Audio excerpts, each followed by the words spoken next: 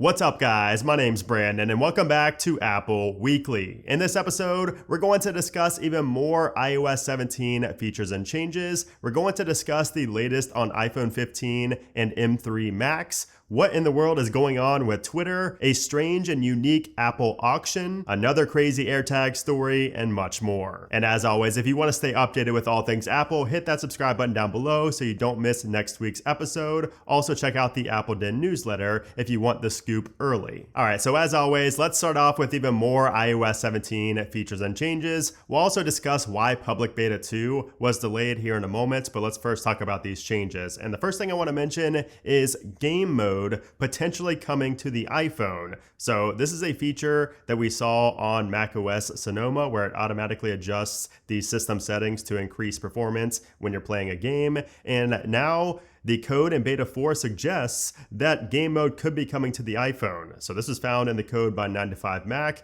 and this could be interesting. I mean, we don't really have a ton of crazy games on the iPhone specifically, so this will be interesting. That's in the code, so that could be something to look forward to that we may get in a future beta, if not the final release, or maybe a point update like a 17.2 or 17.3 later down the road. But apparently that is coming. Now, if we head over to the lock screen and tap on the plus and then go to photos and then to people and then select a person, this is just a random shot of me while riding a bike, you will notice that we have more backgrounds. So we have a few new backgrounds here compared to what we had in previous betas. So you can see we have the different colors, studio, overprint, seamless background, all of these. They look similar to what you see on the contact posters. Those are available here on the lock screen. They were always available, but there's just more selection now on the lock screen. Now, if we head into our settings and go down to accessibility and then into display and text size, and if we scroll down a little bit, we have a brand new toggle here called Prefer Horizontal Text. And it says prefer horizontal text in languages that support vertical text. So that is a brand new option in beta 4. There's also a change in the weather application, and thankfully it is night now, so you can see this. If you take a look up there above where your city and your temperature is, you will notice that the moon now shows up there, and it actually shows the true to life moon phase. So I'm not sure if the moon actually showed up there before. I didn't see it in previous betas, but it was kind of glitching out for me. But now it shows the true to life moon phase while also in the animation up there right above the city. So that looks super cool. It just really adds to the whole dynamic of weather. I think it's the best looking weather app by far. It's maybe not the most accurate, but it's the best looking for sure with these animations. I did also want to touch on one of the biggest changes in beta 4, and that is inside of our settings and then into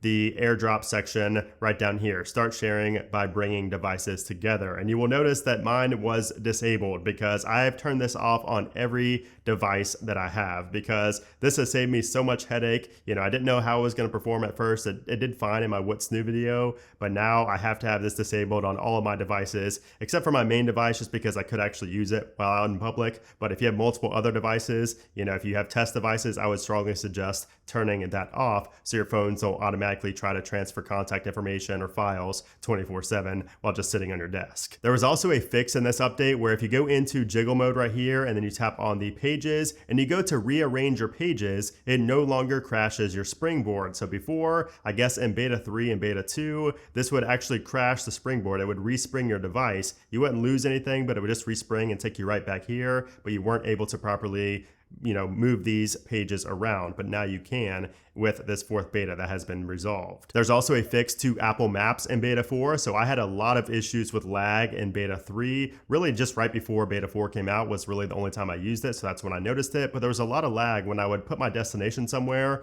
and then I would try to scroll and see ahead. It would be really laggy, and sometimes it would kick me back to where I currently was driving.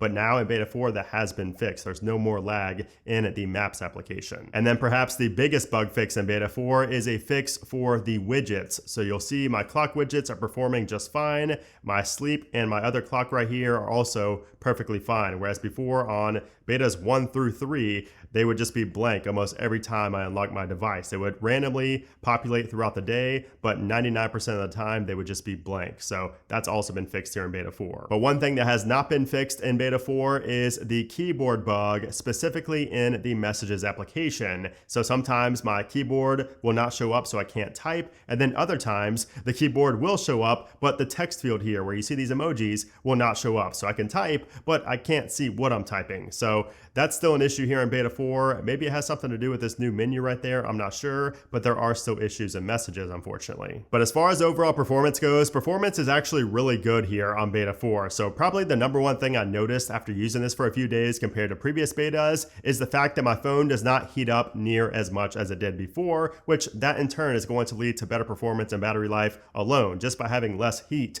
being emitted from the iPhone. So that's good news. I will run a new Geekbench score as well after recording this video. Since I am screen recording right now, I don't want that to interfere with it. And I will put that, you will see that on the screen right now. So that is the updated Geekbench score. But performance overall, really no complaints here in beta 4. And then as far as battery life goes, I did post this tweet the other day talking about how battery life might actually be improving in beta 4. And I took that screenshot on a Thursday, and I have to say now, recording this on Friday night going into Saturday, battery life is great. This is the first time I've said battery life is great on iOS 17 yet. And I mean great in the sense of it's great for iOS 17. It's great for a beta. It's still not going to be iOS 16 levels, but you can see right here, these are the battery levels I'm getting on my iPhone 14 Pro, which I've been using as my main device, on these latest iOS 17 betas. So you can see an improvement on the last 24 hours and also on these last 10 days compared to the previous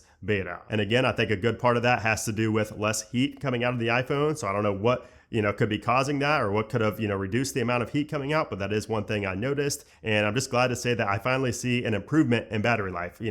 We've seen declines in battery life, like beta 2 was worse than beta 1, and then beta 3 was a tiny bit better than beta 2, but some people said it was even worse than beta 2. So I can say now, finally, in beta 4, battery life is improving for the first time in iOS 17. We still have a ways to go before we get to iOS 16 levels, but it's a good start for being still early on in the iOS 17 beta cycle. All right, so now let's talk about what to expect next from Apple. So next week is going to be the week of July 31st, leading into the first week of August. And next week, I would not expect any new developer betas, but we should see the next public beta. So public beta 2, which should be the same as developer beta 4, was most likely delayed. Apple hasn't confirmed anything about this, but it could be due to the fact that macOS Sonoma had major issues. A lot of users could not install it and they had to revert back. It was a big mess with macOS Sonoma, so that could be a reason that Apple delayed the second public beta. But nonetheless, I would expect you public beta testers to finally get that second public beta next week, and that should be, great for the battery life improvements and things like that. So I would expect that. Now, as far as beta 5 for iOS 17, I would not expect that until the week of August 7th. So not next week, but the following week is when we should see that 5th beta. And then after that, we will most likely switch over to a weekly release schedule where we get a new beta every single week, both for developers and for public beta testers. It will be every single week getting updates until the final release all the way down here at some point in September. Okay, so now let's talk about some more iOS related news before we move on to the main news section of this episode. And I want to start by talking about another release that happened this past week, and that is iOS 16.6. So I know a lot of you guys are probably on iOS 17, but if you're on iOS 16 by chance, you need to update to iOS 16.6 ASAP because there are several security patches in here that are very important, including a couple that were being actively exploited. So if you're on iOS 16, update if you have not done so already. Also, this past week, we saw the release of Apple Vision Pro developer kits. So this will be very interesting if you are a developer and you want to get your application in the App Store for the Vision Pro when that gets released. Those are now available. So now we need to talk about what in the heck is going on with Twitter. And you'll see right down here in the bottom left-hand corner, I still have Twitter, and that's because I did not update yet. So if we go over to my App Store here and then go and search for Twitter, you will see that we have an update here. So if you have not updated your Twitter yet and you want to keep the bird, you want to keep it saying Twitter, you might as well go ahead and not update. But I'm going to update right here just to show you guys what this looks like. So it's going to change to X. Take a look down here in the bottom left-hand corner. It turns from the bird, the blue bird, and Twitter to this right here, the letter X, and I actually still have the bird for some reason, but let me go ahead and open it and then close out, and you will see it changes back and forth between the bird and the X. So it's still glitching out a little bit there, but eventually it will just be that black X logo that you just saw. And if you think the X application is just gonna stay the same as Twitter, you're in for a big surprise, because I think Elon Musk has a lot of major plans for X. I mean, he purchased this domain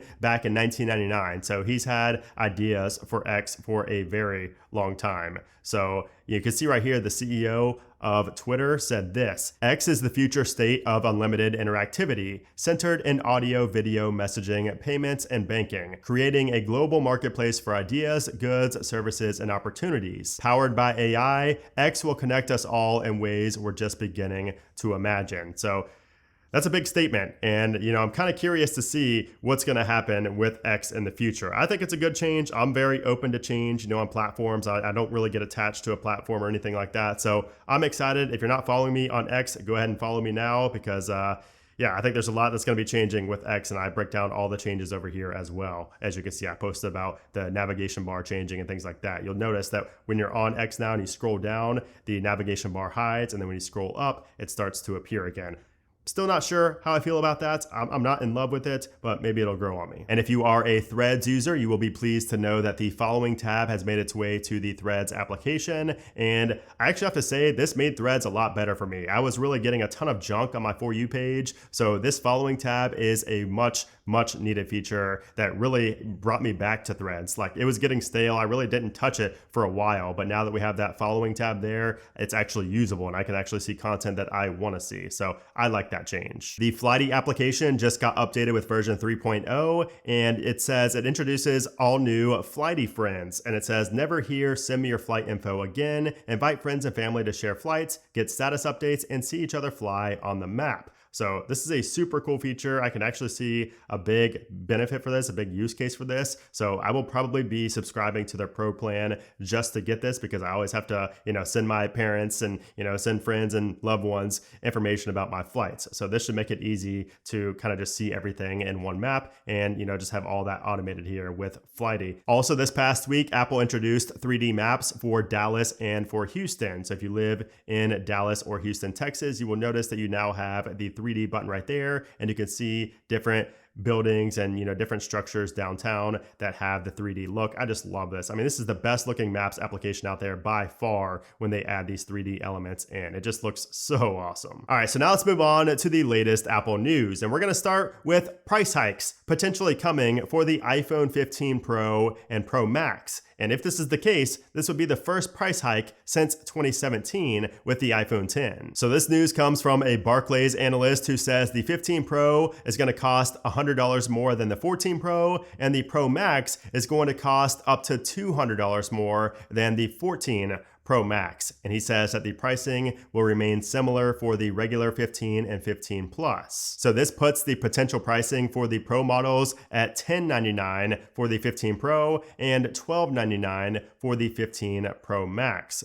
So the reason we might see a bigger jump on the Pro Max is because of that periscope lens inside, which of course will be more expensive for Apple to manufacture. But aside from that periscope lens, we could also be seeing a big change to the side buttons, more specifically what used to be the mute switch now turning into a mute button, aka an action button. And thanks to iOS 17 beta 4 code that was found by 9to5Mac, we have some insights as to what that button could actually change on this iPhone 15 Pro and Pro Max. So this button could access or change accessibility, shortcuts, silent mode, camera, flashlight, focus, magnifier, translate, and voice memos. So it could either open up one of those applications or a part of the settings, or just invoke like the flashlight, for example, which I think might be my most useful, use of that action button. So I can't wait to see how this turns out. If these are true, I mean, they were in the code of iOS 17 beta 4, so there is a good chance these are actually going to be, the functions that we see with that action button. And if you want to know more about the iPhone 15 Pro and Pro Max, I will have a video coming very shortly touching on all of the latest leaks and rumors. And then speaking of the action button, the next generation of Apple Watch Ultra that should be launching later this year might actually be more appealing to more users. And the reason I say that is because we saw earlier from Ming-Chi Kuo that it could potentially cost less due to using 3D printed parts. So we heard that from Ming-Chi Kuo. That could lead to a cost reduction, but that was not really, confirmed. That was more kind of implied since Apple is going to cut down on the production costs. But what we're hearing now from a Weibo user who actually does have a track record is that the Apple Watch Ultra will also be lighter this year. So we could see a weight reduction, which a lot of people complain about the weight of the Apple Watch Ultra. I think that's a benefit. I think that's a pro for this watch, but we could see it be lighter next year, later this year as well for that second generation. Now moving on to the M3 Max, Mark Gurman over at Bloomberg just reported that we should be seeing the first Max with the M3 chip as early as October, and that those first Macs to get it will most likely be the 13-inch MacBook Pro and the 13-inch MacBook Air, along with the 24-inch iMac. However, he did say that the high-end MacBook Pro and the M3 Mac Mini will likely not release until late 2024 at the earliest. And then moving a little bit further ahead, even past 2024, Apple is reportedly asking suppliers to produce a fully bezel-less iPhone display. So according to the Elec, Apple has instructed Samsung and LG to develop bezel-less OLED display panels for future iPhone models while maintaining the current overall design. This bezel-less display, which might launch as early as 2025 with the iPhone 17, is expected to enhance the under-panel technology to create more space for antennas and other components, and maybe even under display Face ID. So I cannot wait to see if that actually happens in 2025. But my guess is it's probably going to be a little bit further down the road than that, maybe 2026. Now let's rewind a little bit and go back to present day, because an iPhone 14 just saved a man's life because of the crash detection and emergency SOS via satellite features. So a California man crashed his car and it went flying 400 feet off of a cliff. And because his iPhone was the iPhone 14, it detected the crash and automatically notified emergency services despite having no cell reception way down there. It provided GPS coordinates of the car's location to an iPhone communication center, which then in turn contacted the nearest law enforcement agency. And then when they arrived, they heard a man yelling and were able to locate the vehicle approximately 400 feet below the road. He was then rescued via helicopter, and the deputies said that without the quick notification from the iPhone, it may have been days before they even learned about the crash, and even longer to locate the guy due to his remote location. So that is just crazy awesome stuff, and another reason to get the iPhone 14, or if you're waiting for the iPhone 15, just know that these features could quite literally save your life. And it's on the latest Apple Watches as well. So I always feel safer when I have that on my wrist or when I have that iPhone in my pocket. Now, when I talk about high-priced vintage Apple products here on the channel, I'm usually talking about an auction for like an iPhone 2G that's still in the plastic. But this time we have something a little bit more unique, because we have Apple shoes for sale. Yes, actual shoes made by Apple in 1986. So back then, Apple briefly made Apple branded merch and clothing under the Apple collection. But these shoes were custom made for Apple employees in the mid-90s as a one-time giveaway at a national sales conference. So these were never actually sold to the public before. So as you can imagine, these are hyper rare, extremely rare, and the fact that they're brand new, never worn, is why they have a price tag of $50,000 at this auction house. So if you have the money and you love fashion, or if you just love collectibles that are extremely rare, jump on this, because we're probably not going to see another pair of Apple shoes go up for auction potentially ever again. And then finally, just as tradition, another crazy AirTag story that might upset you. So a Chicago man had his Honda motorcycle stolen right from in front of his apartment building last week. But since he smartly put an AirTag under the seat, he was able to track down the bike's exact location. And after he checked the Find My application, he found out that this motorcycle was inside of a box truck in an alley about 7 miles away from his apartment. So of course, with that information, he called the police. But despite knowing where the stolen motorcycle was, the Chicago PD told him not to go there to try to get it back. But eventually, an officer did show up on the scene, but they denied his request for a safety check or assistance when the motorcycle was not in plain sight, even though he had proof in the Find My application where that stolen bike was. So the police were of no help, and he's unlikely to ever see that bike ever again. So now the man is filing an insurance claim, and it's really all he can do at this point. So that's crazy. That's really upsetting to know that, this is one of the rare cases that we've shared on the channel where there's not a good ending to having an AirTag in something that was stolen. And you might be saying, well, he should have approached it. He should have broke in there and, stole that motorcycle back from him. The thing is, you don't know how crazy people are. There's a lot of crazy people out there, especially in Chicago. He could have got shot and killed for trying to do something like that. So, if you have AirTags and somebody steals your stuff, do what this guy did. As much as you want to approach them, as much as you want to steal that back, you got to sit there and think for a minute. It's not worth potentially losing your life over. So don't try to approach somebody. Stuff can always be replaced. Your life cannot be replaced. So just keep that in mind. But anyways, guys, I hope you enjoyed this episode. If you did, I would appreciate if you gave it a thumbs up. Also, make sure to subscribe so you don't miss next week's episode. But anyways, guys, thanks again for watching, and I'll see you soon.